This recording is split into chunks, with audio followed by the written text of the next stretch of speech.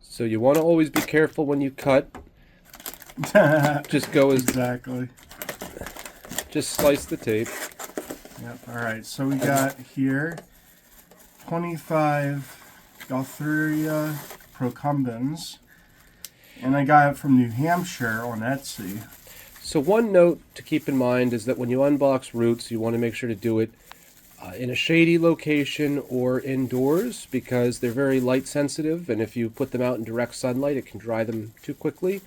You're going to make sure that these roots don't dry out, so have soil or some kind of moist medium ready for them. Wow, look at this. All right, here we go. All right, so we got a lot ready to go, so we'll start to transplant some of these. So let's see what we got here. We've got these wintergreen berries. This is a cluster of, I guess, supposedly 25. We'll see. They're mostly pretty wrapped up and tight together, so you're not going to get 25 individual plants, but we'll see how many we can separate without harming the parent plant. Now, a couple things to note. I'm doing this in the shade because this type of growth here on the roots, these root hairs are very sensitive to UV light or drying out, so we want to keep it moist as much as possible for now. So we're going to carefully do this in the shade and just see what we can get out of it here.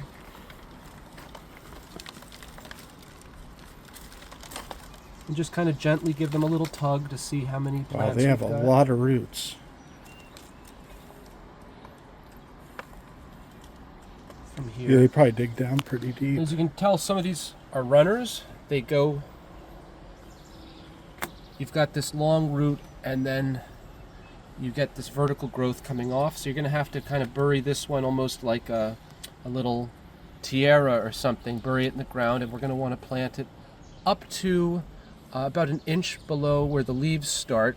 The other thing I want to talk about is that when we transplant these, since they've been in the shade and they've been kind of traumatized, we're going to want to keep them in the shade and harden them for a day or two before we put them out in direct sun. So after we're done transplanting these, we're going to put them in the shade for probably a day, 2 days, and then slowly work them into sunlight. So maybe put them out in indirect sun, say under the bushes or something like that, and we'll get started here. Just 2 spoons each?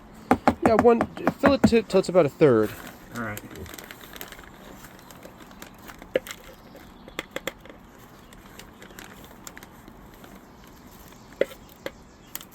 Grab from the other one. This one? All right. Yeah. That's more like a compost mixture. So we're mixing, right here we've got a plain potting mix and then compost in this other pot. So we're kind of getting a pretty good mix. We're filling the pot about 1/3, so we'll stop now. We're going to put the roots in and then backfill over top of that.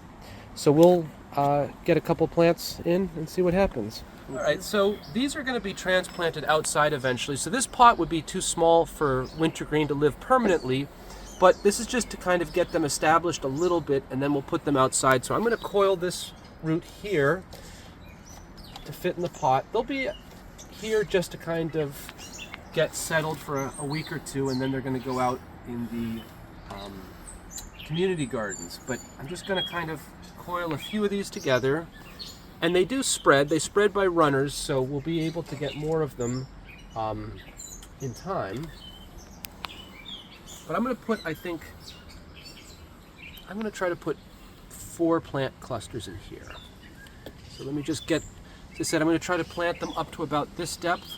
So I fill the pot to about 1/3 of the way, and then I'm going to just gently backfill it. I'm going to try to fit 1 more plant in here, and then I'm going to gently backfill it with potting mix. And we'll see what we can do. So I'm going to hold the leaves up as I gently put potting mix. You're going to want to keep your potting mix a fairly light mixture. I'm using this is just peat moss and perlite, a little bit of limestone. Wintergreen prefers a slightly acidic soil, so don't lime it. If you're Is it lime like alkaline? Yeah, if you're here in the east, most of our soil, because of our higher rainfall, is a little bit more acidic. It washes out the salts. Salts make it more alkaline. So if you go out to the desert, soil tends to be more alkaline. So I'm just going to kind of bury these roots as best I can, and then just fill back like that. And so these will be transplanted probably in 3 weeks or so, once they get a little bit more root hairs and once they harden a little bit. So this is going to go in the shade for a day or two. It doesn't have to be full deep shade, but it could just go, say, under a bush where the only sun it would get is dappled. You're going to want to make sure to keep the soil very moist for a while as it's making this transition, and we'll check back in a couple weeks and see what we got. Cool deal. So I'm new to gardening, but I'd like to think that I know a pretty decent amount about nature. And right now I'm potting a plant, and this is the first time that I'm potting a plant. It is Gaultheria procumbens, which is a wintergreen grown in northeastern USA. And I got some potting mix here. I got a pot. This is the first time I'm potting it. Andrew showed me how to do it properly, so hopefully I don't mess this up.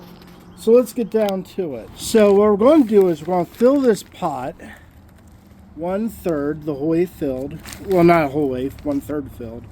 I'm a dummy. Alright, so we got all this nice soil from Miracle Grow. I hope that it has a decent amount of acid coverage. So we got our soil in. Next, we're going to grab one of our wintergreen plants, and I want one with a berry on it, just because it's pretty and shit.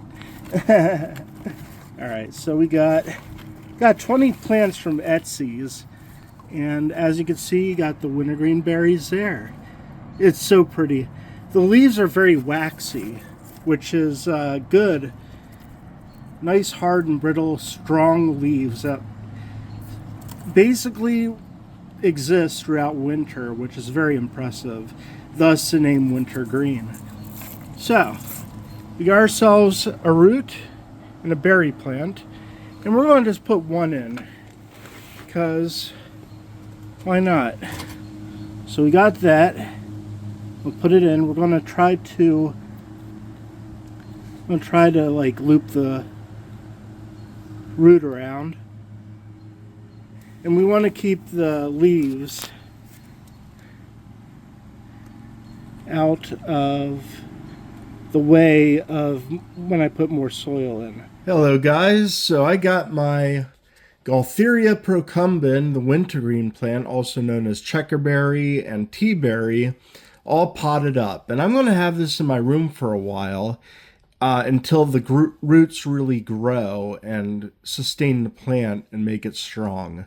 Once it is strong enough, I'm going to be taking it out to the gardens, the community gardens that I have a plot on, and I'm going to put it in my tea garden, and it's going to be a lot of fun.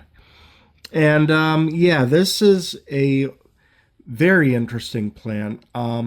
Has many uses. Now, I wouldn't recommend it to children to eat because, you know, too much of a good thing can turn out bad, especially since in the leaves they have a small amount of a compound similar to aspirin. It is an anti-inflammatory, and it helps with headaches and arthritis arthritis if you apply it topically. And the berry is even edible, and they make, at least in PA, Pennsylvania here, they would make teaberry ice cream. Some of the Amish farmers would make that.